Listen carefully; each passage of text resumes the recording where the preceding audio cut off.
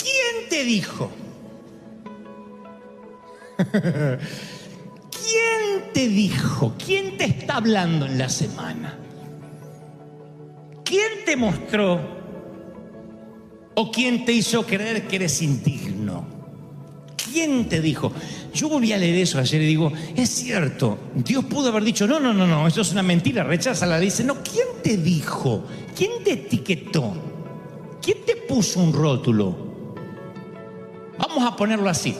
¿Quién te dijo que no eres digno de mi amor hasta tanto resuelvas ese pecado secreto?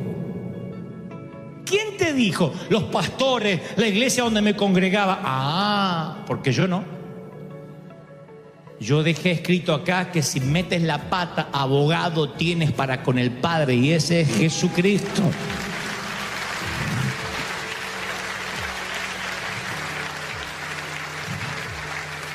¿Quién te ha dicho que yo ya no te voy a perdonar ningún pecado? Porque ya te los perdoné en la cruz y como volviste a meter la pata, ahora me hartaste y te quiero liquidar. Yo no te condené, no estás hablando conmigo. ¿Quién te ha dicho que tu aspecto exterior no es la belleza convencional y no le vas a gustar a nadie? ¿Quién te ha dicho? Bueno, las revistas de moda, me comparo con la Kardashian y yo parece que salí de un tambo. ¿Quién te lo dijo? ¿Quién te lo dijo? ¿Quién? La revista de moda. Ah, porque yo no. Porque en las Escrituras dice que el corazón alegre hermosea el rostro y esa es la belleza que tiene que importarte.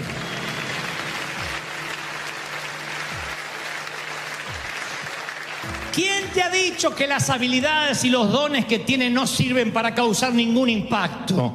Bueno, mi mamá, las calificaciones de la universidad, nací pa' burro. Ah, te lo habrá dicho el rector, el profesor, pero yo no. Porque las Escrituras dicen que yo tomo lo que no es para que sea y tomo los niños para avergonzar a los sabios. Y aunque nadie crea en ti, yo sí he puesto mi confianza en ti. ¿Quién te ha dicho que estás desnudo? ¿Quién te ha dicho que cuando hablas hartas? Que cuando hablas la gente está esperando que te calles. Ay, otra vez este parlanchín. Ay, este mitotero que habla. ¿Quién te lo ha dicho? ¿Quién? No, me lo dijo tantas veces, me lo dice mi marido. Cállate, cállate, una cotorra. Bueno, tu marido, yo no. Yo he puesto gracia en ti. Y te he dicho que no tengas miedo por lo que vas a hablar, porque el Espíritu Santo pondrá palabras en tu boca. Así que no sé con quién estás hablando. Entonces hay un momento donde empiezas a desafiar las dudas, las disfunciones, las inseguridades, las desafías cuando descubres lo que Dios está diciendo en realidad. Pero si no sabes lo que Dios dice en realidad, tu mentira se transformará en la verdad. Si desconoces la verdad, cualquier mentira será tu verdad. Y te sentirás feo, fea, flaca, gorda, inculto, indocumentado, divorciada, separado, dejado, traicionado, lo que sea. El enemigo te pondrá muchas etiquetas diciendo, ¿quién te dijo que eres feliz? Entonces tú tienes que volver a encontrarte con la verdad una y otra vez para que la mentira no se te pegue, porque la estupidez se pega. La mentira se pega principalmente si tomas café con ella todas las mañanas. Si desayunas con el diablo, almuerzas con él y cenas con la serpiente antes de irte a acostar. Porque eso es lo que hacen algunos. Bueno, Sata, un beso, me voy a dormir. No voy a darte armas de cómo discutir con el enemigo. No voy a darte estrategias de cómo cortarle la llamada. Yo te voy a alertar de lo siguiente: bórralo de tu lista de contactos, quítalo. En mi teléfono, cuando yo veo un número desconocido, tengo la premisa que no atiendo. Si no está en mi lista de contactos, no atiendo. Soy una persona semipública y puedo encontrarme con alguien desagradable del otro lado. Así que cuando alguien se pasa mi teléfono de uno al otro y veo un teléfono desconocido, no atiendo. Tú estarás pensando, tal vez te pierdas una gran oportunidad. Es posible que quizás sea Donald Trump de la Casa Blanca. Pero ¿qué tal si es alguien que quiere decirme algo hiriente? Un profeta que quiere decirme, un falso profeta que quiere decirme que me voy a morir. Alguien que me quiere decir que tengo que besar a mi suegra varias veces al día, o algo más terrorífico que la muerte. ¿Qué tal si eso pasara? Entonces yo veo un teléfono desconocido y no lo atiendo. No está en mis contactos. Y antes que nos vayamos de aquí, yo quiero que busques en tu lista de contactos cómo tienes al enemigo. En la E de enemigo, en la D de diablo, en la S de serpiente. Y lo borremos. Porque apenas atiendes el teléfono, él te dirá, ¿es verdad que Dios te dijo? Y mi querido, una vez que nos penetre con ¿es verdad que Dios te dijo? Es poco probable que te liberes rápido de esa conversación sin que mínimamente sufras unos cuantos golpes. Cuando tú le abres la plática al enemigo durante toda la semana, habrás abierto una dimensión que no conocías y que es desconocida y que te meterá en problemas. Es un valle que no quieres pasar, que no quieres atravesar. Nos ha tocado en estos años tratar con muchachas, hombres también, pero por lo general mujeres con algunos desórdenes alimenticios.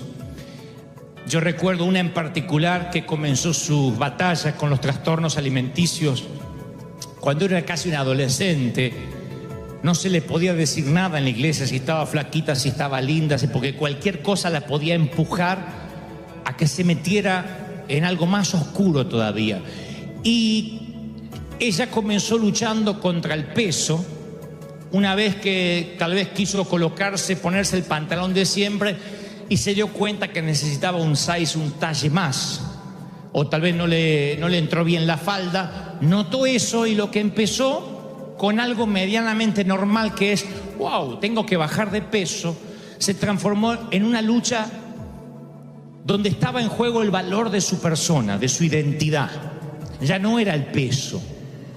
Entonces empezó un diálogo con el enemigo, un diálogo que le dijo, ¿realmente crees que estás linda?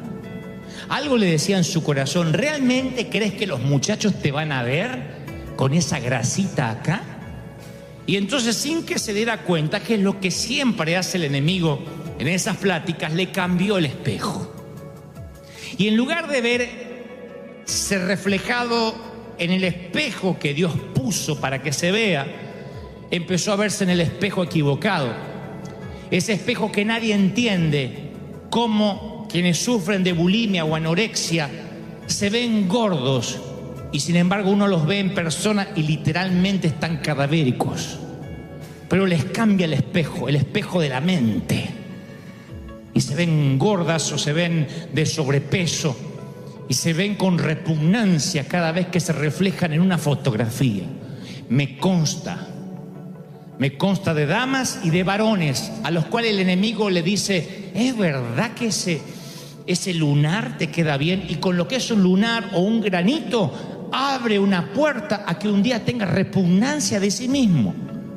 Y cuando dejas de valorarte a ti mismo como eres, en primer lugar no te amas más a ti mismo. Y la premisa bíblica es que tienes que amar al prójimo como a ti mismo. Así que si no te amas a ti mismo porque te das repugnancia, mucho menos amarás al prójimo, y ni hablar de amar a Dios. Sientes cierto odio hacia Dios por haberte creado así, o flaca o gorda, con pocos senos o con poco trasero, o con cosas que sobren o que falten, lo que sea. Nunca se trata de estética, siempre se trata de tu valor, de tu identidad como persona, que comenzó con una frase: ¿es verdad que te ven linda? todo mundo de lunes a sábado o de lunes a domingo habla más con el diablo que con Dios. Aunque nos jactemos de decir yo soy un hombre y una mujer de oración, 98% de tu tiempo y el mío solemos hablar con la serpiente. Tú dirías, si yo hablara con la serpiente me daría cuenta, pero lo que trato de decir es que él se disfraza como ángel de luz y viene de una manera tan sutil que no te das cuenta. Casi todas las decisiones de nuestra vida que nos llevan por un mal camino es por cómo respondimos a la pregunta: ¿es verdad que Dios te dijo? O sea, no es tanto lo que te diga la serpiente, el enemigo, sino lo que responda. ¿Es verdad que Dios te dijo? Como Satanás no puede hacer que niegues las promesas de Dios, ni podría bajo ningún efecto hacer que sean desmentidas, entonces sutilmente las pone entre signos de interrogación. ¿Es verdad? ¿Es cierto que Dios te dijo que vas a tener favor para con los jueces, con migraciones, y un día vas a ser legal? ¿Es verdad que te vas a sanar de ese cáncer? ¿Es cierto que algún día te vas a casar? Porque mira que ya otro año más, diciembre. ¡Oh! Para el 1900 tendrías que haber estado casada y los días van. ¿Es verdad? O sea, él no te dice, muérete solterona. Él te dice, ¿es verdad? Es una pregunta con sutileza. ¿Es verdad que Dios te dijo? Y al sembrar esa duda de una manera tan taimada, tan sutil, después es muy difícil de detectar que esa duda se implantó en nosotros como un huevo de áspide, como un huevo de serpiente. Si logra Satanás meter su huevo, si logra meter, lo voy a hacer aún más patético, lo voy a hacer más explícito. Como dijo un predicador, si él logra meter su simiente dentro de tu mente, esa simiente empezará a cobrar vida. Y lo hará a través de un vórtice, de una pequeña puerta llamada duda. ¿Es verdad que Dios te dijo? No dirá, Dios no te dijo. Él dirá, ¿es verdad? Y ahí lo que respondas, lo que le digas, determinará el resto de tu vida. Ahora, esto es lo primero que quiero destacar de esta historia del huerto del Edén. Cuando uno va a la historia original de Génesis, uno tiene que ver cuál fue la indicación original que Dios le hizo a Adán. El subconsciente colectivo nos ha hecho creer que Dios pone todos los árboles e inmediatamente después una prohibición. Ahí es cuando decimos, ¿para qué metió un árbol si sabía que íbamos a meter la pata?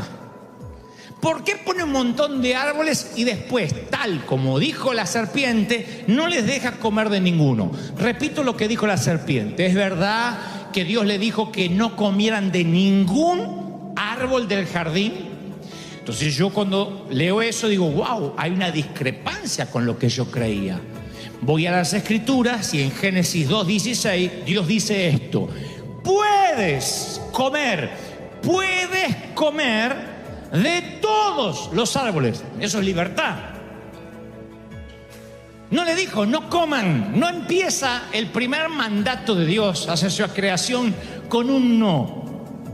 Lo que Dios hace es abrir una nevera y dice, pueden comer todo lo que hay en la nevera, excepto este ice cream o este helado que hay en el freezer.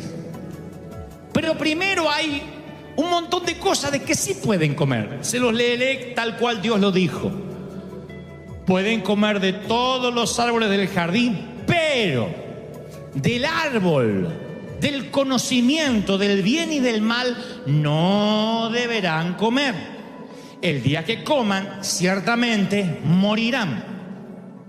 Ahora yo veo una discrepancia enorme. Viene la serpiente y dice, ¿es verdad que Dios le dijo que de ningún árbol? Nunca Dios dijo ninguno. Dios dijo todos, menos uno. Esto muestra dos cosas. Primero, cómo opera Satanás y cómo opera Dios. No te dirá el enemigo fea, te dirá, ¿es verdad que eso te queda bien? ¿No será que por eso estás sola o estás solo? Y empieza un trabajo de identidad mental.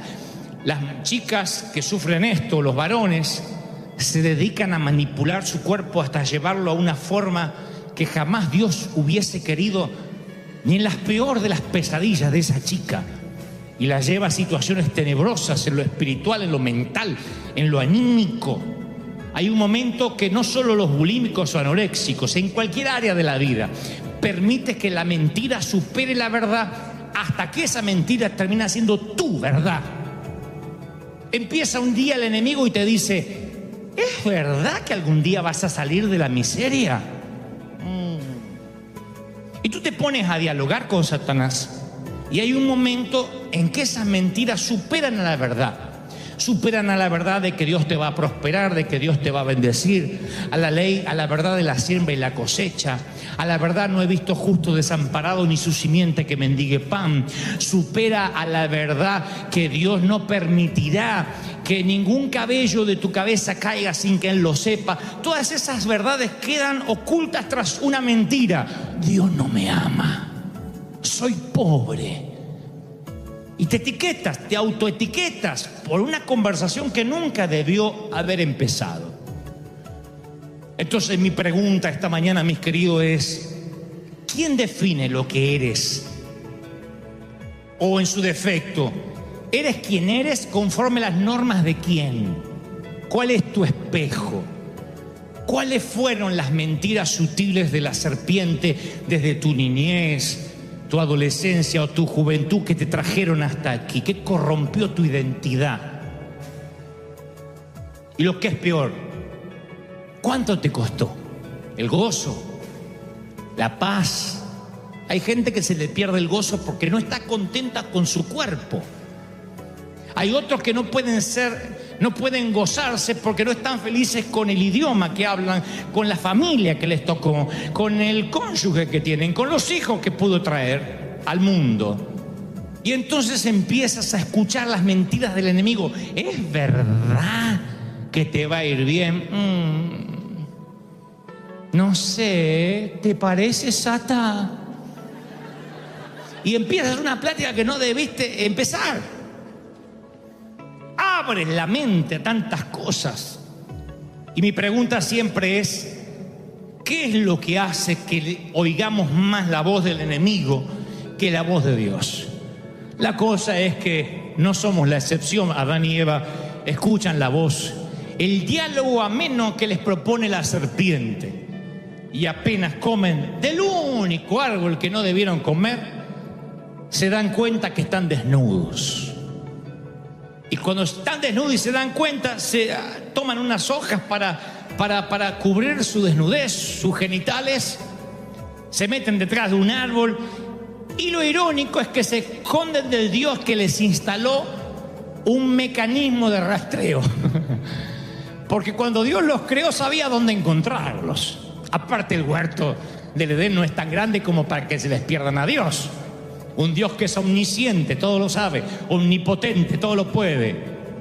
Un Dios que puede ubicar a cualquiera donde se encuentre. Dice la palabra: aunque te remontares hasta los cielos o hasta lo profundo del océano, hasta allí te encontrará Dios. No puedes ocultarte de Él. Entonces, ¿por qué el Señor camina por el huerto? Dice Génesis, y pregunta: Adán, ¿dónde estás? Dios no está necesitando información. Él conoce muy bien el jardín y sabe exactamente dónde está Adán. Pero es la misma pregunta que nos hace hoy a nosotros: ¿dónde estás? Dice Dios, con respecto a mí. No está diciendo dónde estás geográficamente, sino dónde estás ubicado espiritualmente. Adán piensa que Dios no lo encuentra, que no le anda al Google Maps. Y entonces responde: escuché que andabas por el jardín y tuve miedo porque estoy desnudo. Por eso me escondí. Y lo que dice Dios a continuación es lo que literalmente a mí me cambió la forma de ver la vida desde ayer. Le dice el Señor: ¿y quién te dijo que estás desnudo? Pudo haberle dicho: no, no estás desnudo. Pudo haberle dicho: no tengas vergüenza, eso no es desnudez, estamos en el huerto, no hay nadie más aparte de los animales. ¿Quién te dijo que estás desnudo? En otras palabras está diciendo: porque te aseguro que no fui yo. ¿Quién te dijo que estás desnudo? En otras palabras, ¿con quién estuviste hablando, Eva?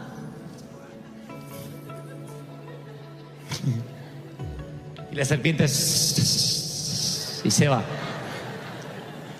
Satanás lo que intenta es confundir nuestra mente respecto a las indicaciones de Dios.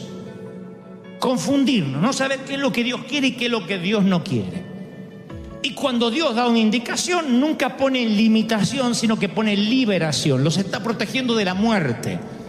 Como cualquier mamá que dice: mira, ahora no vas a comer helado, vas a comer la comida. Si te comes helado ahora, se te llena la panza de dulce y no comes la comida. ¿Han hecho eso alguna madre alguna vez? Ahora, no es que los castigas, que odias a tus hijos, sino que sabes que le va a hacer mal. No te llenes de azúcar, porque después andan rebotando los chicos por la casa. No comas esto que te va a hacer mal. No tomes alcohol, no puedes hacerlo, eres un niño. Hay restricciones que ponemos en favor de protegerlos, y eso es lo que está haciendo Dios. Quiere que Adán y Eva confíen en que Dios los está protegiendo, no que les está prohibiendo. Cuando Dios te dice y te da el decálogo y nos da los 10 mandamientos, no nos está prohibiendo, nos está protegiendo. Eso cambia la manera de ver. ¿Y en la iglesia qué te prohíben? No te prohibimos nada, Dios no nos prohíbe nada. Nos protege de muchas cosas. Que los que no tienen a Dios meten la pata, sufren las consecuencias y mueren. Y Dios ama tanto a sus hijos que nos dio un cerco de protección para no equivocarnos. Eso cambia la manera de relacionarnos con Dios. Nos protege, nos cuida. ¿Sí? Sale tu hija, primera cita, no sé, 16, 17, 18, 20 años, o como yo, 52, y la dejo salir. Cuando tenga 52. Y le voy a dar recomendaciones. No le voy a prohibir nada, le voy a decir: cuídate, protégete. No dejes que alguien juegue con tu corazón como si fueran un grupo de naipes, o como si fuera algo que podrían moldear. No dejes que lleguen rápido a tu corazón. Cuídate el alma, protégete la mente. Eso es lo que hace Dios. Eso es lo que está haciendo, marcando un precedente en el huerto. Porque está muy claro con las primeras palabras: puedes. La motivación es pura, que no muera. No obstante, viene el enemigo y te sugiere, te insinúa, empieza la conversación. ¿No es cierto? ¿No será que Dios no quiere que pruebes?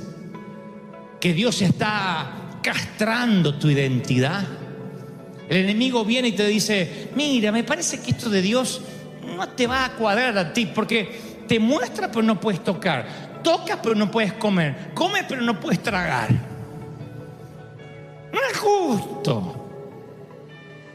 El diablo dice: yo soy el primer humanista y el último, el que más defiendo tus derechos.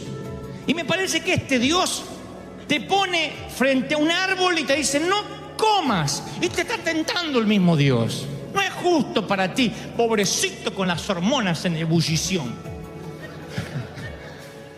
Y tú dices: bueno, es cierto. Ahora, vamos a darle a Eva el mérito que corresponde.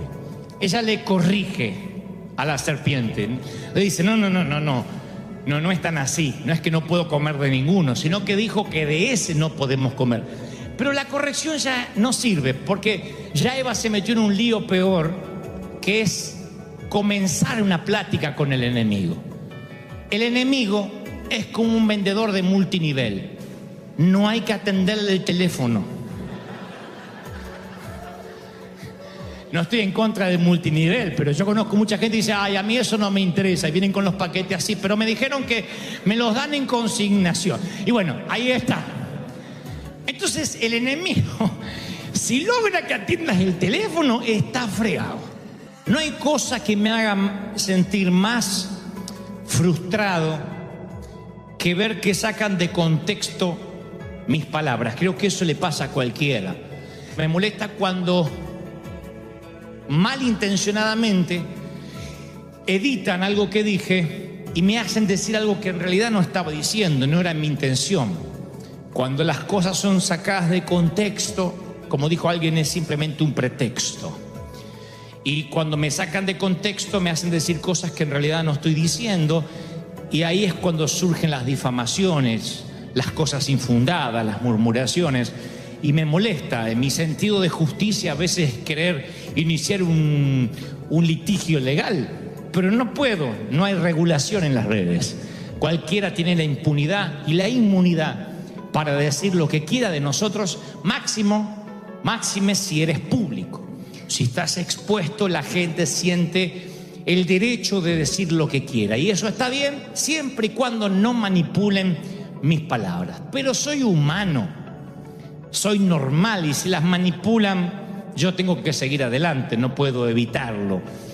El tema es cuando se manipula lo que dice Dios, y eso es lo medular del mensaje de hoy. Cuando tomamos las palabras de Dios y de alguna forma las tratamos de cambiar para que digan lo contrario. Tú estás diciendo, oh, yo nunca haría eso, y estoy convencido de que no. Pero hay un enemigo que siempre toma las palabras de Dios, lo que está escrito, y lo edita de manera tal, como en un malversado YouTube, como en un malintencionado video, para que nosotros, en realidad, de ver, oír lo que Dios está diciendo, interpretemos otra cosa muy diferente. Insisto, no me molesta que alguien malinterprete mis palabras, porque al fin y al cabo no vivo necesariamente de mi reputación, sino de mi llamado. Pero cuando el enemigo malversa lo que dijo Dios, eso puede significar una vida de éxito o una vida del fracaso entre los que creen el video malintencionado del enemigo. Te lo voy a poner así. Cuando el enemigo llega al huerto del Edén, arriba al huerto del Edén en forma de serpiente, lo que hace es sacar de contexto las palabras de Dios. Cuando el enemigo o la serpiente antigua viene a hablar con Adán y Eva, lo hace mediante la insinuación elegante. No se para o no se presenta ante Adán y Eva, o ante Eva en este caso puntual, y le dice, oye, lo que te dijo Dios no tienes que obedecerlo. Libremente tienes que hacer todo lo contrario a tu Creador, porque Eva misma hubiese rechazado una tentación tan abierta, tan explícita, tan procaz, tan directa. Y hoy estaríamos todos en el huerto del Edén celebrando y festejando. Hasta Adán habría visto con claridad los propósitos de la tentación y se habría alejado. En lugar de eso, Génesis 3:1 manifiesta con totalidad, describe con totalidad la sutileza del enemigo.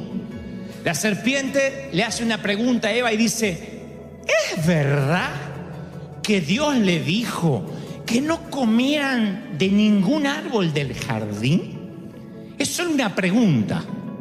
Tampoco le pongan a esto un sonido tétrico como hacen en Hollywood. Es verdad. No es el Grinch. Tiene que acercarse con una voz caballerosa. A la serpiente le encanta que converses con él. Y una vez que comience la conversación va a ser muy difícil cortar. Hace muchos años un periodista argentino hizo un libro que se llama Cristo llame ya, donde retrató la vida de 5 ministros, entre los que estaba este humilde servidor. Y para eso hizo una investigación con cada uno de nosotros con varias notas, con varios reportajes que se extendieron durante semanas. Recuerdo uno en particular que convenimos encontrarnos en un mall con el periodista. Él me prometió que no hablaría mal de nosotros, que solo retrataría lo que le dijéramos. Así que yo llego apurado y le digo, wow, tuve que dejar el auto no sé dónde. ¿Y qué auto tiene? Uno, y le dije la marca. Y me senté allí. ¿Vas a sacar fotos? Me dice, sí, pero en un rato. Le digo, me peino un poquito y me arreglo. Le digo, porque si no yo salgo mal. Y sí, cómo no. Qué lindo perfume, hueles bien. Sí, es que uso tal perfume, no sé qué. Sí, pero no me gusta, me pongo un poquito porque es la costumbre. Bueno, empezamos a grabar, hizo rec. Y empezó el reportaje formal. Sale el libro a los meses. Y empieza el capítulo que dice Dante Gebel, el rockstar. Ya no me gustó. Y decía, el pastor de los jóvenes llegó apurado al mall, presumiendo la marca del auto que tenía. Inmediatamente alega tener un perfume francés muy caro y se arregla el cabello cada tanto diciendo, ¿me vas a sacar fotos? Como quien está pendiente locamente de su imagen. Alguien que es adicto a la apariencia empieza a hablar conmigo y yo noto que antes de encender el grabador el tipo está muy nervioso. Y yo dije, todo eso pasó, pero no estaba grabando el desgraciado. Y me hizo quedar como un imbécil. Posiblemente lo era en ese entonces, pero me hizo quedar peor. Y entonces yo le digo, llamo al periodista, le digo, ¿por qué pusiste eso? Y me dijo, te daré una lección que quiero que no olvides. No existe con un periodista el off the record. El periodista ya está tomando nota de todo lo que pasa desde que le atiendes el teléfono para arreglar la cita. Lo mismo valga para el enemigo de tu vida. El enemigo te preguntará buscando lo que quiere oír. ¿Es verdad que Dios te va a bendecir? Ay, no sé. Y te agarró la duda. Segundo, buscará un título. Se te va a hacer difícil conseguir trabajo sin papel. ¿Quién te va a pagar solo en cash? Y te puso el título, indocumentado. Te levantas a la mañana, soy un indocumentado. O las Kardashian, pero soy indocumentado. Y lo tercero, no existe el off the record. No hay un momento donde dices, Satanás no me escuchará. Todo lo que hablas, él lo escucha. Tienes que cuidar tus palabras. Él no puede saber lo que piensas. No es omnisciente, pero puede oírte. Puede leer tu lenguaje corporal. Puede ver tus movimientos. No existe el off the record. Por eso Jesús dijo, miren que él anda como león rugiente buscando a quien devorar. ¿Eso significa que vives en constante peligro? Claro que no.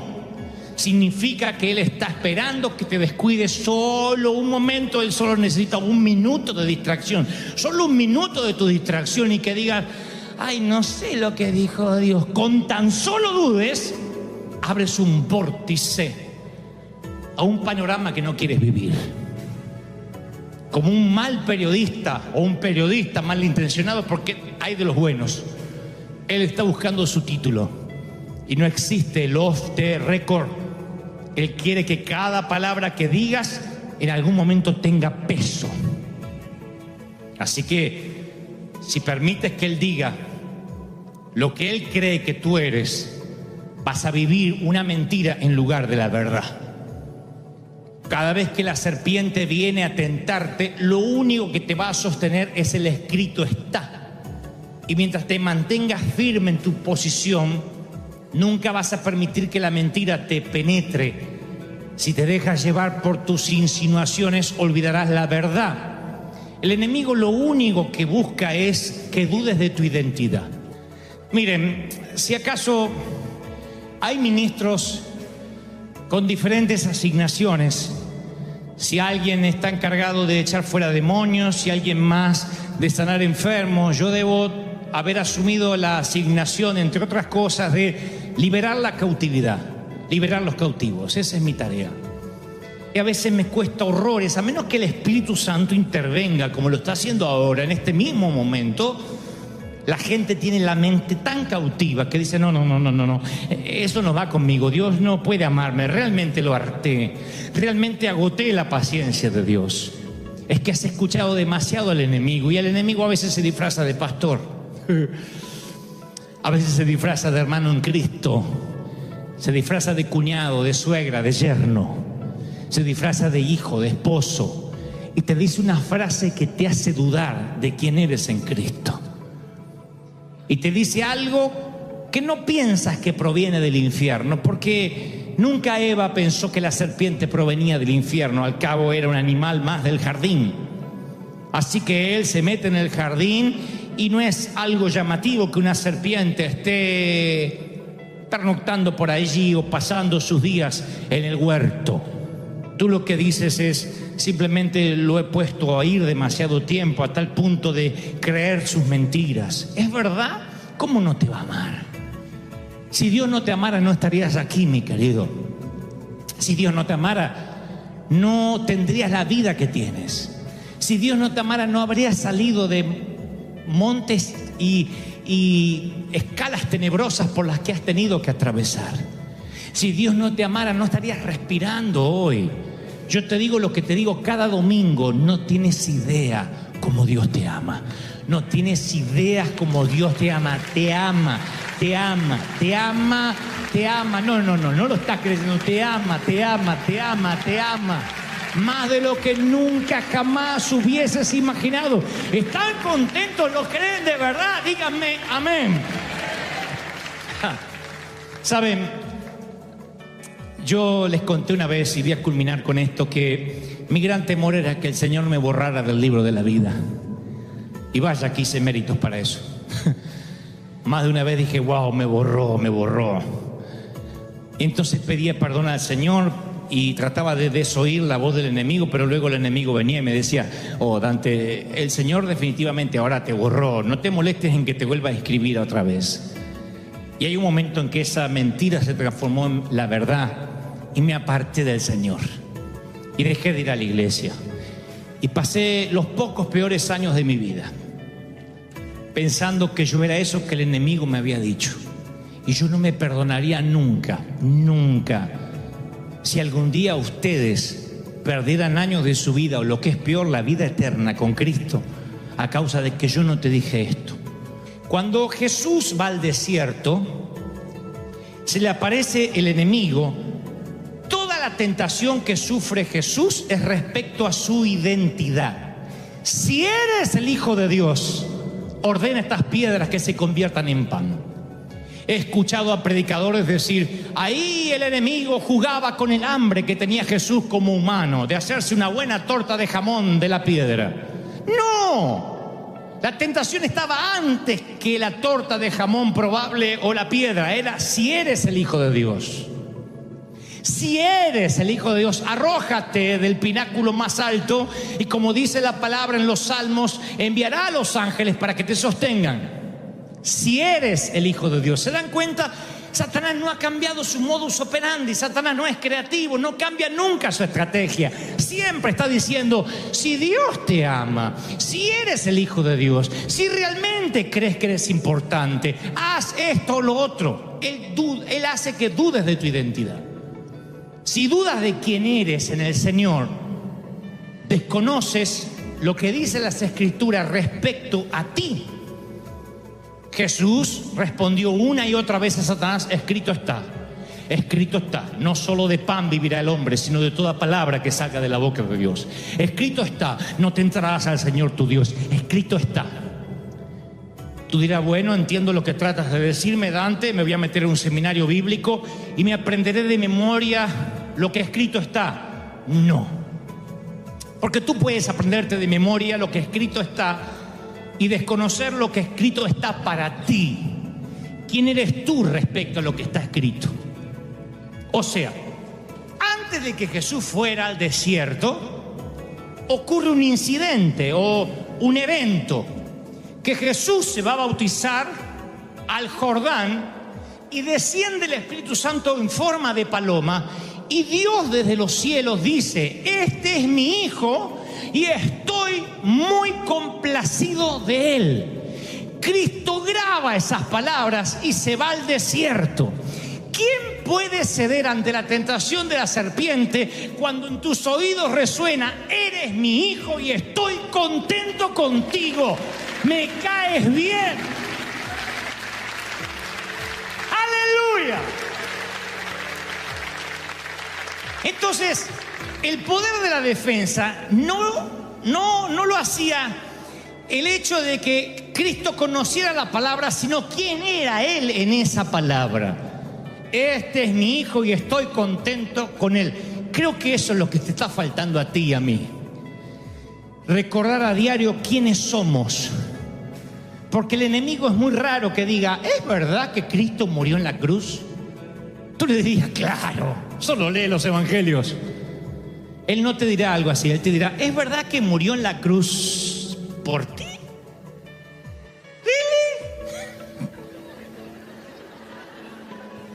Ay, sí, ¿no? Y te cambia el espejo. Él no te dirá: ¿es verdad que en la iglesia hay amor? No, él te dirá: ¿es verdad que en esa iglesia te aman a ti? Tú dirás algo como: bueno, es cierto, el enemigo, recuerdo que los lunes, los martes viene a hablarme a mí. Pero ¿cuántas veces el enemigo te habló aquí en el templo mientras yo predicaba? Te ibas a sentar en tu sitio, viene una mujer y dice: ¿podría correrse, por favor? Y ahí viene: ay, ¿es verdad que aquí te ama y te valora? Y lo escuchaste. Siempre tiene que ver con la palabra respecto a ti. Y cuando pones en duda quién eres, ahí es cuando la mentira supera la verdad y la mentira se transforma en tu verdad. ¿Estoy siendo claro, sí o no? Y cuando le empiezas a creer, tu estima se daña. Yo no te estoy diciendo que sigas pecando y que Dios se alegrará por eso. Lo que te estoy diciendo es que no hay nada que puedas hacer que logre que Él te ame menos. No hay nada que pueda hacer que logre que Él te deje de costado. Dios no terminó contigo. Dios no dijo que haya terminado contigo y haya culminado la obra. Eso será cuando estés cara a cara con Él. Dios sigue trabajando contigo. Hazme un favor, hazte un favor. Borra de la lista de contactos al enemigo, quítalo de ahí. Cuando veas el número desconocido, no atiendas, no lo escuches más. Grábate estas palabras: si no lo conoces, no lo oyes. Si no lo oyes, no le creerás. Si no le crees, sabrás quién eres en el Señor, y nadie te moverá de ahí. Escrito está que yo soy linaje escogido, real sacerdocio, pueblo adquirido por Dios, nación santa. ¿Están conmigo, sí o no? ¡Aleluya! Hoy le dije en el servicio anterior, antes de culminar, recordando un juego de cuando éramos niños. Era la manera de decidir a la suerte quién iba a la cama de arriba y quién iba a la cama de abajo, quién se comía la porción más grande de flan, quién se escondería y quién buscaría a los escondidos en un juego, quién sería el que corría adelante, quién sería el que corría detrás, quién usaba primero la bicicleta, quién se bañaba primero cuando había un solo baño y una sola regadera. Había una forma de decidir lo que era piedra, papel y tijera. ¿Lo recuerdan? Cuando el Señor baja al Jordán a bautizarse, el Espíritu Santo desciende como paloma. Es el animal más indefenso y posiblemente, si no observas bien su comportamiento, pensarás que el más temeroso. Pero no porque se espante rápido es el que tiene más temor, sino porque es el más tierno. Por eso no hay otro animal, otro ave que refleje al Espíritu Santo mejor que una paloma. Y cuando Dios dice: este es mi Hijo en el cual estoy complacido, es el Espíritu Santo el que desciende como paloma allí. Y es ese mismo Espíritu y esa misma paloma que está dentro tuyo. Así que, recordando el juego de niños, el papel le gana a la piedra. La piedra le gana a la tijera. ¿Sí o no? La tijera le gana al papel. Pero Pero eso solo puede decidir la suerte de quién se baña primero o en qué lugar de la cama te toca. Lo que decidirá cómo vivas el resto de tu vida, nunca lo olvides. La paloma le gana a la serpiente. Siempre, siempre, siempre. ¡Vamos! ¡Celebra! ¡Celebra esa victoria! Dale un aplauso al Rey, dale un aplauso grandioso al Rey de Reyes. ¡Bendito sea Dios! ¡Aleluya! Las naciones van a la guerra por cosas. Las familias se dividen por cosas. Cónyuges pelean por cosas más que por cualquier otro asunto.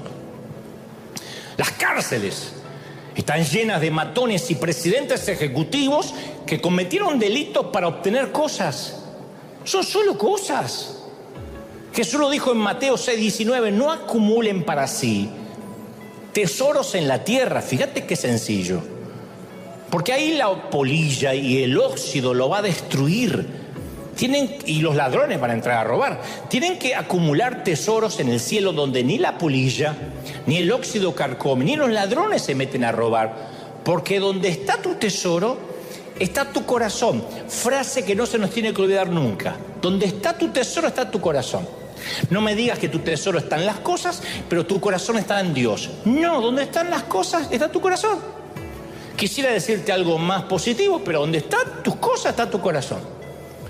Supongamos que pasas una semana en un pequeño hotel, en un motel 6, en un motel 6, chiquitito, o esos hoteles que son provisorios al lado de la ruta, que apenas tienen una cama, pocas cucarachas y un sitio para bañarte.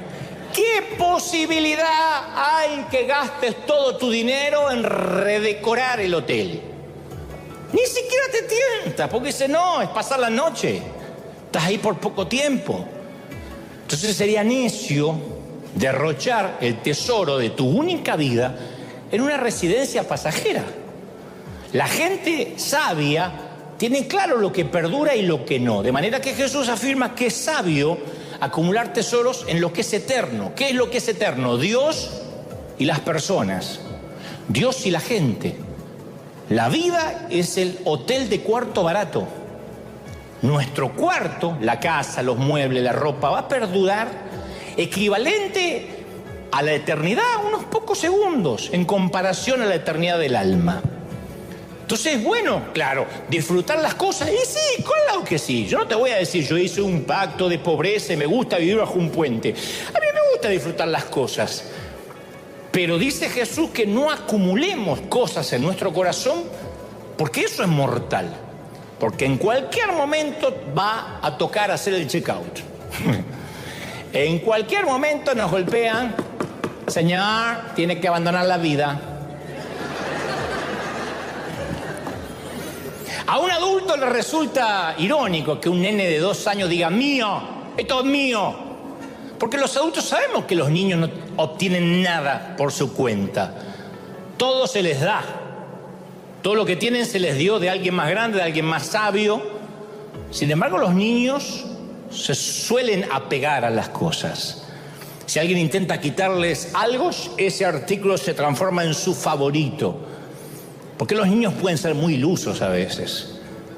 Ahora, adultos, consideremos algunas verdades bíblicas. Del Señor es la tierra y todo cuanto hay en ella, el mundo y cuantos lo habitan. Salmos 24:1. Otro, recuerda, el Señor tu Dios, porque Él es el que te da el poder para producir esa riqueza. Dios le dice, Dios a Moisés, Deuteronomio 8:18. Mía es la plata, mío es el oro, afirma el Señor, Ageo 2:8. Entonces, cuando uno comprende que así como un niño de 2 años tampoco tiene nada propio, un adulto tampoco tiene nada propio, empieza a pensar, entonces, ¿de quién es lo que tengo? Y la Biblia no era un jeroglífico o una trivia para que averigüemos. Es claro, es mío, lo que tienes es mío, dice el Señor. Yo desde hace rato que estoy en el ámbito eclesiástico y yo te conté cuál es la pregunta más recurrente. ¿Tengo que ofrendar o diezmar sobre el neto o sobre el bruto?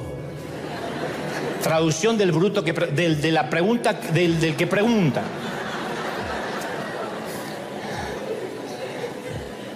No voy a hablar de dinero. Lo que voy a decir es que esa pregunta es como: ¿cuánto es lo mínimo que puedo dar sin que Dios se enoje conmigo? Lo que implica es: ¿cuántas de mis cosas me puedo quedar sin meterme en problemas con Dios? Quiero ser un dador, pero tampoco quedarme sin cosas. Eso es como presentarte ante tu mamá el día de la madre, decirle: mamá, ¿cuál es la mínima cantidad de dinero que puedo gastar en tu regalo sin romper nuestra relación? ¿Está bien un gift card de $5? Te mata la vieja.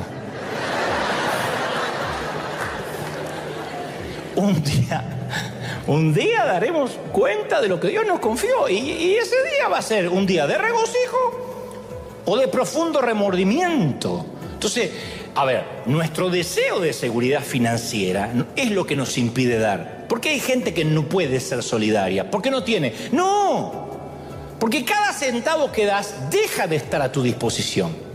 Cada dólar que yo doy deja de estar a mi disposición. Entonces, mi sensación de libertad siempre aumenta cuando doy. Me siento más libre porque al dar estoy declarando que mi seguridad no descansa en el banco, sino que mi seguridad descansa en la providencia divina, en que Dios nunca me va a faltar. Eso es maravilloso. Dar es un acto de confianza en Dios. Es decir, Dios, ¿sabes que tengo 3 tortillas? Voy a dar una, voy a dar 2, me voy a quedar con hambre, pero lo estás viendo y me vas a multiplicar. Es confiar en Dios. El decir, no, mejor algo en el banco, es decir, mi corazón está en el banco, no en Dios. Es un tema de confianza. ¿Está mal tener cuentas de banco? No. Lo que está mal es que nuestro corazón esté ahí. La muerte es el cachetazo, la bofetada en que la naturaleza nos dice que aminoremos la marcha. Y formulan la misma pregunta necia cuando alguien rico muere. Me pregunto cuánto habrá dejado. Todo lo dejó. Todo lo dejó. ¿Cómo cuánto habrá dejado? ¿Dejó todo? ¿Qué quiere que se lleve? Lo dejó todo. La gente se ponía de pie para el panegírico. Mayormente hablaban de sus logros, porque si bien todos sabían de él, nadie en realidad lo conocía a él. Y decían, fue uno de los mejores empresarios de su época. Fue un innovador en la tecnología, dijo otro. Otro administrador se centró sobre sus logros cívicos. Era un baluarte de la comunidad, conocía toda la ciudad. Este hombre establecía conexiones entre la gente. Y encargaron la creación de una gran lápida de mármol en su honor. Más que una lápida, era como una suerte de mausoleo. Y en ella escribieron palabras inspiradoras: visionario, innovador, precursor, líder, pragmático. Y en la parte superior escribieron la palabra preferida del hombre, la palabra por la cual él había entregado su alma: éxito. Erigieron su lápida conmemorativa, enterraron el cadáver y se fueron todos a casa. Y luego, cuando estaba oscuro y nadie estaba presente para darse cuenta de lo que estaba ocurriendo, el ángel de Dios fue enviado a ese panteón. Y sin que nadie lo viera, el ángel se abrió paso entre todas las lápidas hasta llegar al maravilloso monumento conmemorativo del amo de la tecnología. Y allí la historia dice que el ángel escribió con su dedo sobre la piedra una sola palabra que Dios había elegido para resumir la vida de este hombre rico, ocupado, respetable y exitoso: necio. Dios le dijo: necio, esta misma noche vienen a reclamar la vida. ¿Para quién van a quedar las cosas que acumulaste? A estas alturas ya te diste cuenta que esta historia es una versión de la historia que relató Jesús hace 2000 años. Y Jesús fue muy franco en su diagnóstico, ¿no? No dice que el hombre fue malo y perverso en la vida. Solo dice que fue un necio, torpe. ¿Por qué usa Jesús una palabra tan severa? Porque este hombre no se propuso de manera, deliberada, ser negligente con su esposa, ignorar a sus hijos. No se propuso como meta ser tan avaro, de estar ensimismado en su propio mundo. No fue el propósito de su corazón desafiar a Dios ni cerrarse en su compasión hacia los pobres. Tenía otras cosas que hacer. Estaba muy ocupado. Dedicó su vida a las cosas incorrectas. Y cuando Jesús cuenta su historia en Lucas 12:21, resume la lección en una sola oración, de modo que se asegura que entendamos lo medular. Así le sucede, dijo Jesús, al que acumula riquezas para sí mismo en vez de ser rico delante de Dios. Entonces el objetivo de la vida, el gran juego de la vida, la gran trivia de la vida, según Jesús, ¿cuál es? Simple, ser rico delante de Dios. Y nosotros nos pasamos la vida jugando a tener el control y es un juego estúpido. Porque no se le puede nunca ganar a la casa, nunca le ganamos a la banca. Y cuando termina el juego, hayamos jugado como hayamos jugado, seamos peones o reyes, todos vamos a la caja. Y lo único que va a importar es la evaluación que haya hecho Dios de nuestro paso por la vida.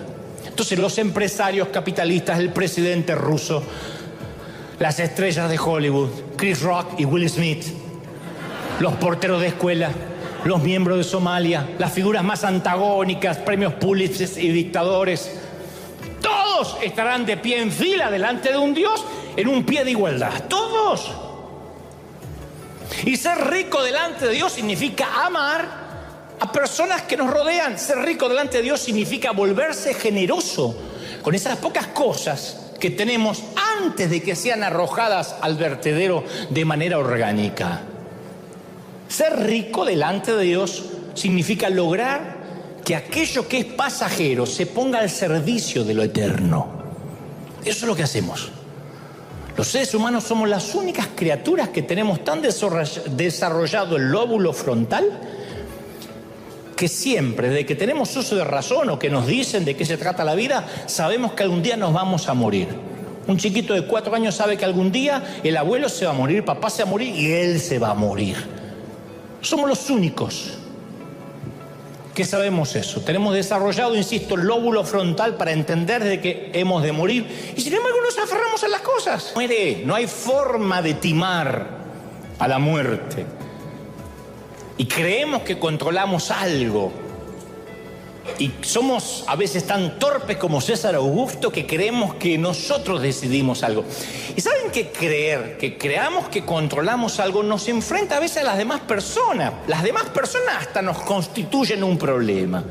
Porque a veces no se comportan como quisiéramos que la gente lo haga, de modo que tratamos de manipularlas, de adularlas, de subyugarlas, de intimidarlas. Como dijo César Augusto, y por aquellos días yo decreté, dijo el torpe.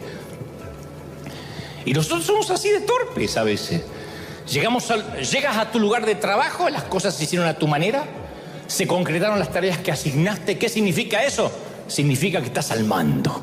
Tengo mi empresa, mi compañía. Estás en tu pequeño reino. Pequeño, pero es tu reino. Vas al cuarto de tus hijos, las camas están tendidas tal como lo pediste. Las tareas están hechas tal como lo ordenaste, los calzones sucios en el canasto, no colgando como si fuera la bandera estadounidense. ¿Qué significa eso? Significa que estás al mando. Este es tu pequeño reino. Entras por la puerta de la casa al final del día, tus pantuflas están junto al sillón reclinable, te grabaron el partido que te perdiste, te espera un masaje en los pies, tu cena está en el horno. ¿Qué significa? Que entraste en la casa equivocada.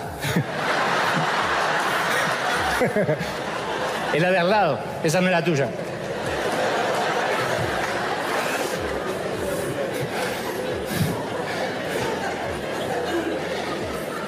Todos nos confundimos un poco cuando se refiere a quién le pertenece el reino, ¿no? Y Jesús enseñó mucho acerca de esta verdad, mucho.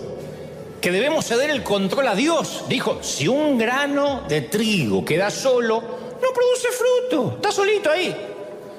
En cambio, si se lo siembra en el suelo, muere y entonces vive. Y agregó, si procuramos salvar la vida, la vamos a perder. Pero cuando la perdemos o estamos dispuestos a perderla por amor a Él, vamos a cobrar vida. Entonces, en realidad uno cobra mayor poder cuando se rinde, cuando dice no tengo el control de nada. Porque es muy poco, además, lo que se puede lograr con la fuerza de voluntad. Esto lo saben los que están en adicciones. Hace un ratito aquí Gastón Pols nos contaba que es historia conocida porque lo ha hecho público, cómo pudo lograr salir de las adicciones con la ayuda de Dios. Y creo que uno de los grandes descubrimientos, por ejemplo, por darte un ejemplo de Alcohólicos Anónimos, es que si un alcohólico trata de dominar su alcoholismo mediante su propia fuerza de voluntad, está condenado al fracaso. El gran secreto es aceptar nuestra realidad y rendirnos ante Dios. Necesito ayuda. De otro modo, cuando queremos por nuestra propia cuenta salir, no podemos. ¿Y sabes qué es lo peor? Que solemos ser tan torpes como César cuando suponemos que si logramos tener más cosas, tendremos mayor control sobre nuestras vidas. Esta es la mayor falacia de la vida. Ahora, convengamos, todos tenemos cosas, todos. Las vemos, las queremos, las exhibimos, las comparamos con cosas de otras personas, hablamos acerca de las cosas caras de los demás, coleccionamos nuestra propia pila de cosas. Nos imaginamos que si esa pila creciera lo suficiente nos sentiríamos valorados y nos daría seguridad. Decimos esa frase, sí, el dinero no da la felicidad, pero vaya que ayuda. Porque así llevamos el puntaje de nuestra cultura. Nos compramos una casa y luego tenemos que comprar muchas cosas con dinero que no tenemos para meter dentro de esa casa. Y seguimos comprando tantas cosas que después nos hace falta una casa más grande. ¿Saben lo que es una casa? Es una pila de cosas con una tapa encima. Es una caja. Algunas personas han sobrevivido toda su vida sin tener una. Jesús, por ejemplo. No es una apología no tener casa. Digo que hay gente que nunca tuvo. Hoy existe más de 30.000 edificios de depósitos en Estados Unidos llamados storage para almacenar cosas de la gente. En la década del 60 esta industria no existía. Hoy en día la gente le paga a empresas, a compañías, para que les guarden las cosas que les sobran. Es un negocio más grande que la industria de la música. Porque hay gente que no puede deshacerse de sus cosas, las guardas por las dudas. Mira cómo que no digan amén, pero ya los veo. Aunque no lo creas, es un trastorno de acumulación compulsiva.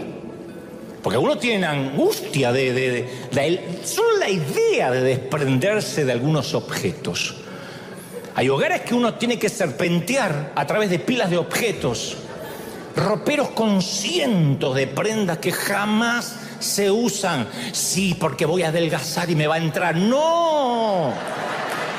Tu abuela, no. Por no regalar la ropa que no estás adelgazando.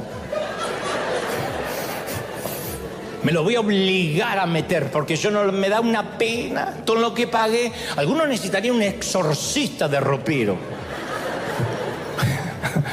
O de garage, ¿no? Hay gente que pasa por la vida, adquiere cosas, luego se muere, deja sus cosas atrás. ¿Qué pasa con esas cosas? Los hijos se pelean por esas cosas. Los hijos que aún no murieron, que en realidad son solo personas premuertas. No es lo mismo que zombies, personas premuertas, que van a la casa de sus padres, revuelven las cosas con afán, van a la casa de sus padres como buitres y deciden cuáles cosas pueden llevarse a su propia casa. Y se dicen para sus adentros, ahora estas cosas son mías. Papá me lo dejó a mí. Mamá me dejó a mí. El calzón con el que se casó y se lo lleva. Luego se mueren. y vienen unos buitres nuevos por ellos. En alguna de las conferencias yo suelo invitar al público a dar un paseo imaginario. Y entonces le digo a la gente, piensen que estamos en una fila de varias docenas de camionetas, como veíamos recién en Misión Graneros, pero en lugar de alimentos están cargadas de muebles viejos, refrigeradores oxidados, televisores obsoletos, todo lo que nos sirve, cuadros con fotos de suegras, todo está ahí. Y una por una se van deteniendo en la cima de la colina, los conductores se bajan y lanzan las cosas desde sus camionetas por el risco, por el borde, hasta lo que sea que haya abajo. Así que te bajas del auto en este, insisto, paseo imaginario y miras por encima del borde así a ver qué hay y solo alcanzas a ver muchas hectáreas de porquería. Es el hogar de las cosas viejas, lo que la gente desecha. Antes se le decía literalmente basural. Nosotros teníamos en nuestro barrio un sitio que llamábamos La Tosquera, donde habían sacado tosca. Se había hecho un pozo y ese era el basural del barrio. Ahí se tiraban los gatos muertos, las suegras que nos querías enterrar, todo en una bolsa, nadie preguntaba. Nada, amo mucho a las suegras, pero si fueran buenas, Dios tendría una. Se le decía chatarrería, vertedero. ¿Ah? Vertedero. Nadie quería vivir al lado de esos. De modo que ahora lo llaman relleno o cinturón ecológico. Me compré una casa. ¿A dónde queda? Cerca del cinturón ecológico. Ah, que es lo mismo decir al lado del basural, pero esto es más cool. Sea como fuere, igual es un vertedero. Y ahí van las cosas viejas para morir. Televisores, tostadoras, computadoras rotas se pudrirán en la democracia de la descomposición. Todo se derrumbra. Eso es la ley de entropía. Todo se derrumbra. Y es insensato invertir en cosas, porque todo va a regresar a la caja. Pablo, o el vertedero, Pablo afirma en 1 de Timoteo 6:7, él dice, porque nada trajimos a este mundo y nada nos vamos a llevar. Yo siempre digo, jamás un camión de caudales va a estar detrás del cortejo fúnebre. Job manifestó, desnudo salí del vientre de mi madre y desnudo he de partir. Te ponen un traje de casualidad y a lo mejor la viuda pone uno baratito para después que los trajes buenos le sirvan para el nuevo pretendiente.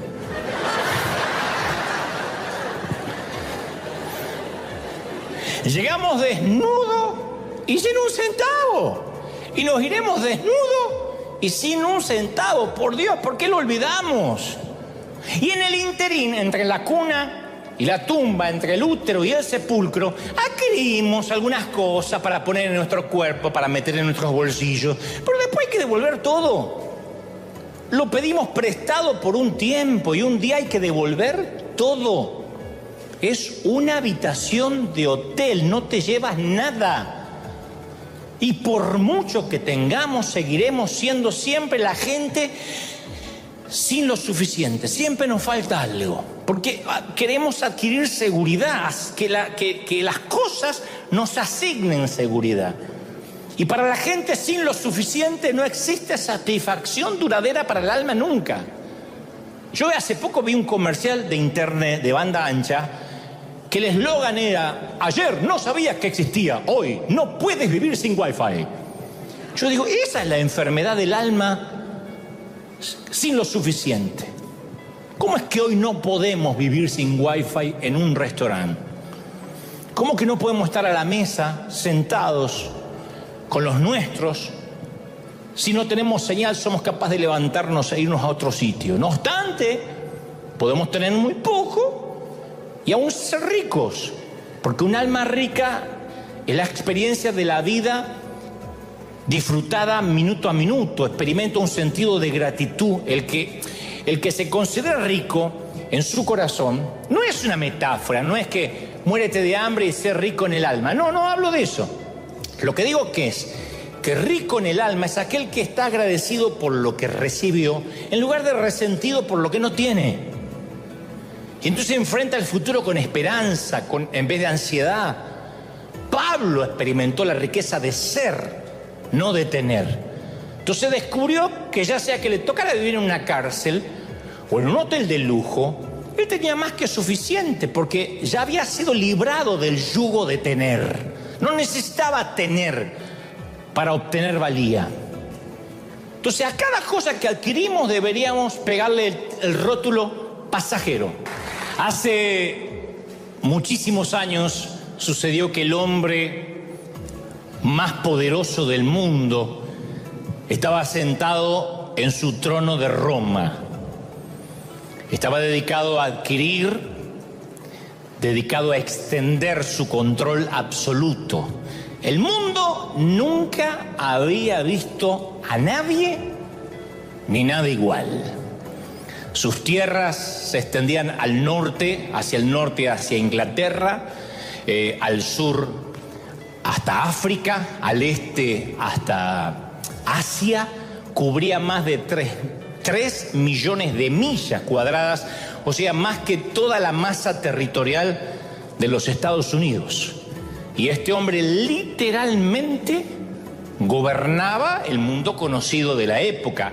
Era gobernador de gobernantes, era el rey de reyes, así se lo consideraba. El rey, sobre todo rey de reyes. Al primero que se le dio ese título fue a él. Claro que no todos deseaban ser gobernados por este rey de reyes, gobernados por Roma, pero su ejército era tan poderoso que ¿quién iba a discutir? ¿Quién se iba a oponer? Nadie quería desafiarlo. César Augusto, señores. César Augusto tenía un estatus magnífico, majestuoso. Su gobierno erigió estatuas de él para que todo el mundo lo venerara, para que todo el mundo lo adorara. Por eso se le decía Rey de Reyes. No sé si alguna vez te pasó eso, que llegas al trabajo y antes de sentarte en tu cubículo tienes que ir a la oficina del jefe y decirle: no soy digno de trabajar para usted, lo adoro, señor. Pero esto le pasaba al tipo, le pasaba a César Augusto. Contaba con un ejército de 500.000 soldados de infantería. Eso es mucho dinero. 500.000 de soldados. Eso es una inversión increíble. Ningún otro ser humano ejerció tanto territorio mundial durante tanto tiempo. Y cierto día decide investigar hasta dónde llegaba su imperio, lo que era conocido como la Pax Romana.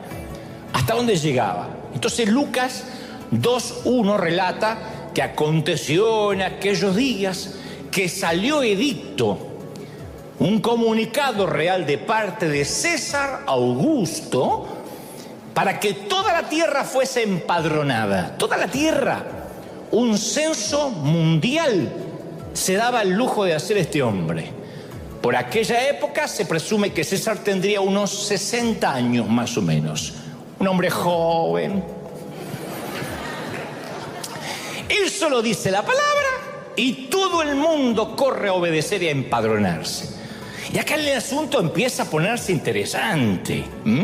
Porque este monarca absoluto que se consideraba a sí mismo un semidios, levanta el dedo en Roma y a unos 2.400 kilómetros, en una provincia desconocida, una pareja emprende una peligrosa travesía por el capricho de un rey.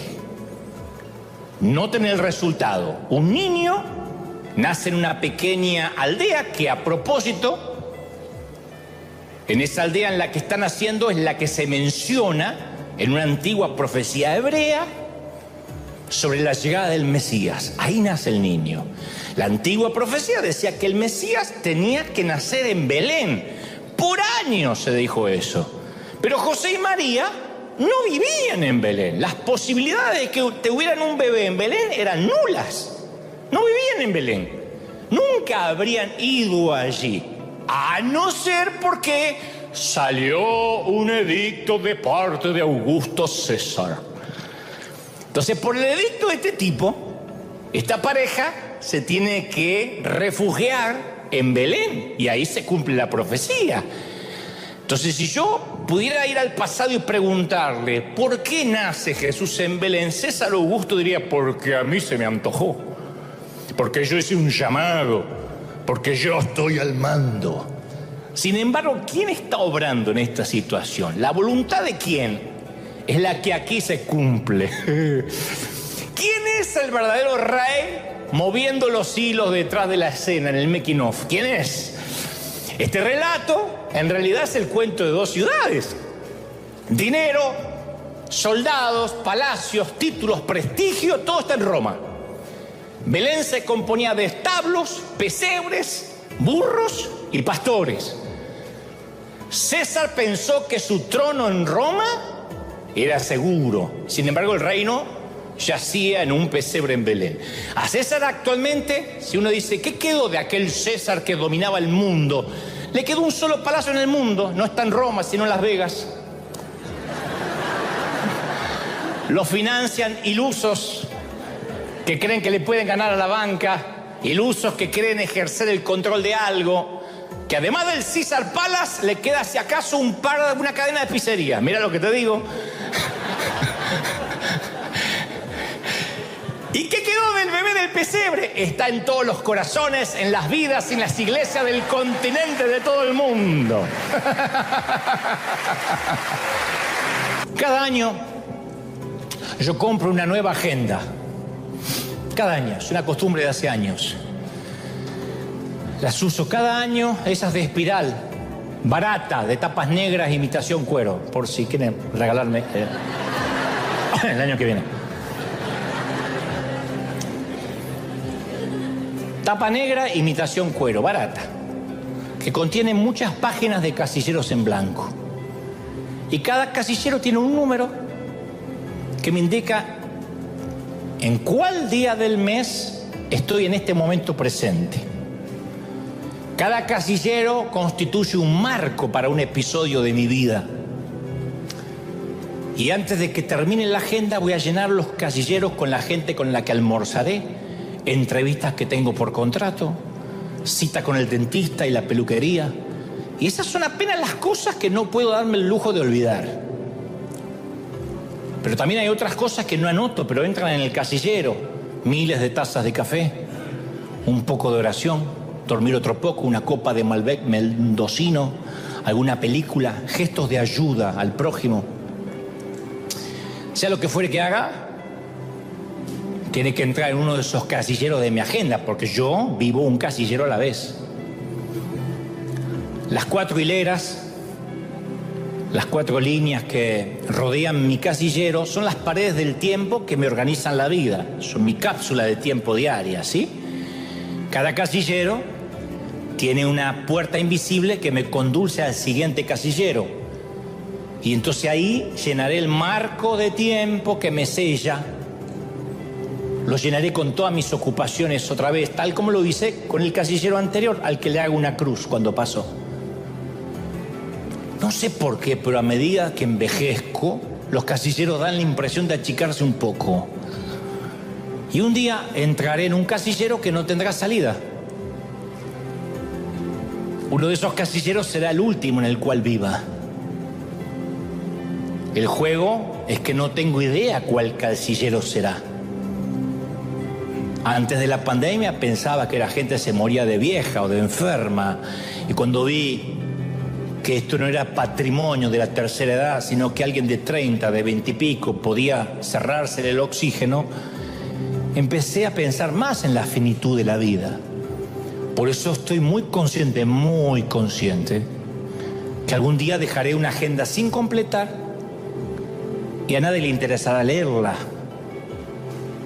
Cuando uno le pregunta a las personas, ¿por qué no tienes más tiempo de amar y conocer a Dios? ¿Sabe cuál es la respuesta principal? Estoy demasiado ocupado en casilleros.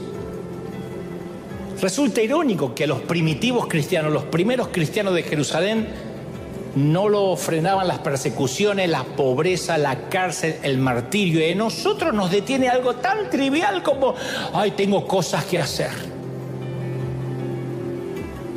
Tengo que llenar casilleros en una agenda negra barata con espiral e imitación cuero. ¿De verdad? ¿Cómo puede ser que aquí en Estados Unidos el único día que uno pueda convocar gente sea el domingo? Nos ha tocado. Días de semana no te viene nadie, están todos trabajando, amontonando cosas. Y la mayoría no disfrutando las cosas. Trabajando para pagar las cosas que compraron y que no pueden todavía disfrutar. De donde yo vengo, uno se congregaba, si era posible, todos los días. Uno quería estar en la iglesia, acá es imposible. Un sábado no los traes ni con una orden judicial. De lunes a viernes mucho tránsito. Y a veces los domingos en algunas iglesias, si hay un Super Bowl o juega un partido o lo que sea, no van. El hilo más delgado es la iglesia. Porque tengo cosas que hacer. En el casillero ponen mirar partido. Vivir significa estar en movimiento. Vivir es eso. Y lamentablemente esto implica que vamos a pasarnos el resto de nuestra vida mudándonos, en la búsqueda de cajas. Cuando nos mudamos, nuestro mundo se compone de cajas. Aquí en Estados Unidos hay compañías que te traen las cajas. Pero lo que hemos vivido en nuestros países de origen, sabemos lo que es deambular negocios por negocio. Don, ¿no le sobra una caja? Caja, no tiene caja. A mí me mandaban de chiquito, andá a buscar cajas. El único pensamiento recurrente, uno sueña con caja porque tiene que mudarse. No hay caja suficiente para todas las cosas. Los animales no están conscientes de la muerte nunca hasta que les toca morir. Aún así se van de esta vida con las prioridades correctas. Los veterinarios expertos afirman que los canes, los perritos, logran estar conscientes de las sensaciones de sus dueños, de modo que al momento que sienten que se están muriendo, que por primera vez lo sienten, eligen alejarse de la familia humana, se esconden para no causarle dolor a su amo. No quieren causarle dolor, entonces el perrito se suele buscar un lugar dentro de la casa donde no lo encuentren cuando se siente que se está muriendo. Cuando siente el perrito que no tiene la misma vitalidad y percibe la tristeza del dueño que le transmite su estado, prefiere alejarse para evitar que sufra con su presencia. No quiere ser una carga cuando está enfermo, porque él está para ser fiel, para ayudar, no para ser carga. En cierta forma, el perrito prioriza la felicidad del dueño. Y cuando finalmente presiente que va a ser sacrificado, quiere estar cerca de quienes amó en su corta vida. Hablaba con una veterinaria, Wendy, que actualmente está en Australia. Una veterinaria me dijo que es la parte más difícil de su trabajo cuando tiene que sacrificar un animal, porque el 90% de los propietarios no quieren estar ahí cuando los inyectan. Se despiden y se van. Y dicen, en los últimos minutos del animal, ellos levantan la vista así, estén muy débiles para buscar la mirada tranquilizadora de su dueño. Necesita saber que su dueño lo amó hasta el final. Y los perros buscan en cada rostro desconocido a la persona amada y no lo encuentra. Y no entiende por qué su dueño no está ahí cuando él fue tan fiel. Por eso los veterinarios insisten, no seas cobarde solo porque crees que es demasiado difícil para ti. Imagínate lo que siente un animal cuando lo dejas solo en ese momento tan vulnerable. Los veterinarios tienen que hacer todo lo posible para hacerlos sentir menos asustados e intentar explicar por qué sus amos no están ahí en la estación final, en el último tren de la vida. Claro, los perros jamás piensan que morirán, pero cuando saben que lo harán, solo les importa la gente a las que amaron.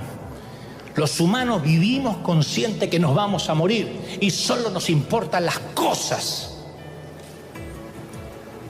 Por eso, cuanto antes sepamos que vamos a morir, tanto mejor. Porque esa es nuestra gloria, nuestra maldición, nuestra advertencia y nuestra oportunidad. En Jerusalén se construyeron cientos de sinagogas y hay una que fue construida por un grupo de Budapest que, según una antigua costumbre, enterraron un féretro en la pared. Yo la fui a ver. no contiene ningún cuerpo, es un féretro empotrado en la pared, que está presente allí como testigo silencioso, a fin de recordarnos que todo hay que guardarlo en la caja. El Talmud enseña que cada persona debe expresar arrepentimiento un día antes de su muerte. Y cuando un visitante pregunta, ¿y cómo voy a saber cuál es el día?, te responden, trata cada día como si fuera el último, de modo que vivas arrepentido. Pero nos aferramos a las cosas, nos deprimimos porque no podemos pagar la casa, nos deprimimos porque no puede ser que este auto ya está tan viejo, no sé por qué estoy meado por un dinosaurio. ¿De verdad? Yo no estoy diciendo que esté mal, a mí me encanta tener un auto más lindo que otro. Y claro que me gusta una buena casa, pero ¿y si no? Y un día asistimos a un funeral, donde todo lo que nos rodea están llorando, y nosotros tenemos la vista fija en el féretro. Y decimos, qué caja más buena, ¿dónde la consiguió?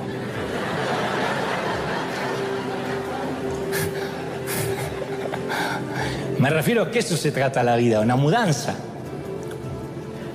Y el funeral es la última mudanza de la vida.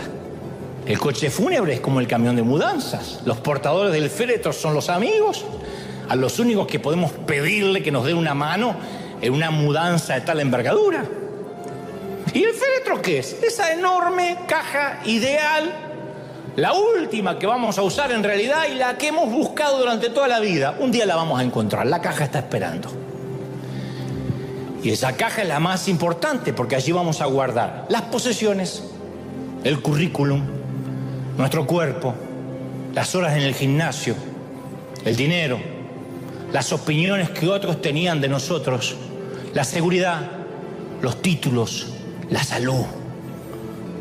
Porque las cosas de nuestra vida son solo pasajeras. Llegará el día que nuestra jubilación, nuestras cuentas de banco resulten irrelevantes. Nuestros títulos y agendas no le van a impresionar a nadie.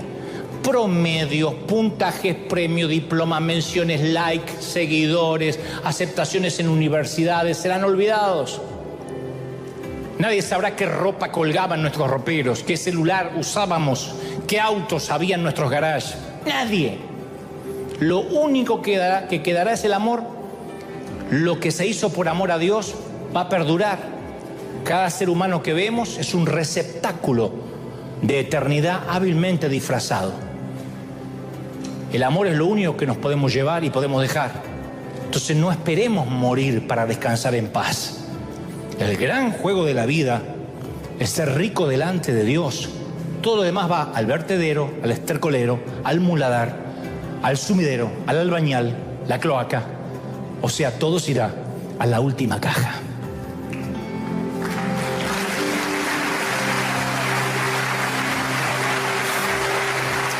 Dale un aplauso al Rey de Reyes si crees que Dios te habló.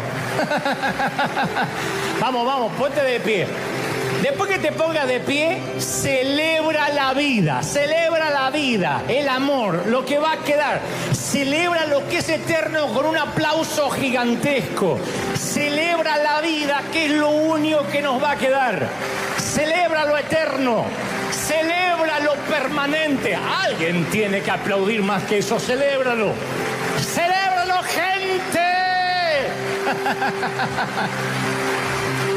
Vamos, celebra ahí algo maravilloso que está ocurriendo en River. Es que nos damos cuenta que lo más grande es lo que hay acá adentro. ¿Cómo no te va a amar el Señor? Así que, aquí en la arena y allí en casa, ayúdenme en todos, digan conmigo, Señor Jesús, entra en mi corazón, perdona mis pecados. Quiero que me ames y quiero amarte. Anota mi nombre en el libro de la vida. Gracias, Señor. Ahora me encantaría orar por ti. Coloca las manos así para recibir un regalo, pero esta vez no vas a recibir cosas, sino que voy a orar para que venga sobre ti una revelación de eternidad, de saber lo que va a durar y lo que no. Oro por ti, he hablado tu intelecto, pero sé que el Señor ha hablado donde yo no puedo llegar, que es el corazón. Te bendice el Señor. ¿Cómo te ama el Señor? ¿Cómo no te va a amar? Vamos todos los que sepan orar, oren al Señor, digan: Señor, perdóname por haber sido tan tonto, tan torpe en aferrarme a las cosas. Ya está. No digo que vas a celebrar por una quiebra o por haber perdido la casa, pero de verdad, créeme, no es tan importante. De verdad.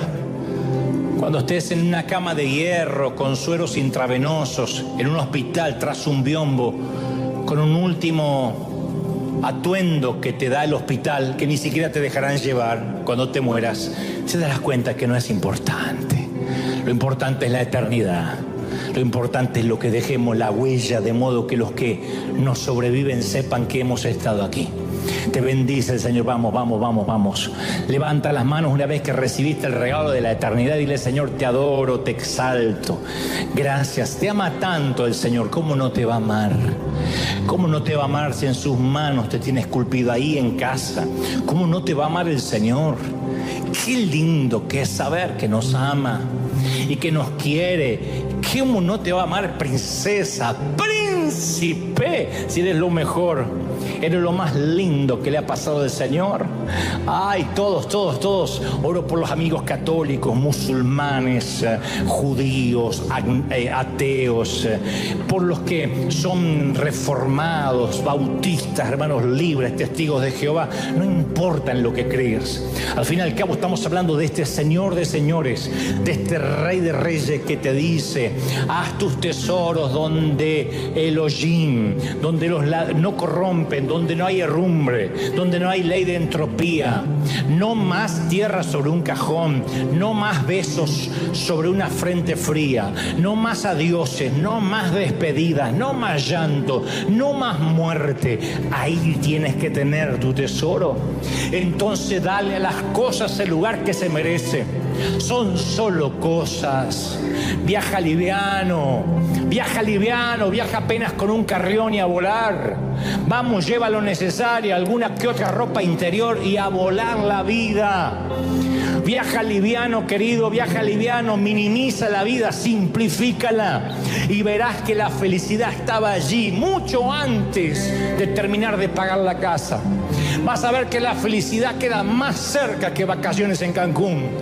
Vas a ver que la felicidad está mucho más acá que el día que te cases, el día que te divorcies, el día que la suegra se vaya de casa, el día que los hijos crezcan, el día que culmines la universidad, el día que cuelgues un diploma en la pared, el día que celebres un auto nuevo, el día que te compres un Tesla. Está mucho más acá. La felicidad está aquí. Dios dice: yo estoy contigo, yo te bendigo, yo te hago feliz, yo te cubro, yo estoy contigo todos los días de tu vida.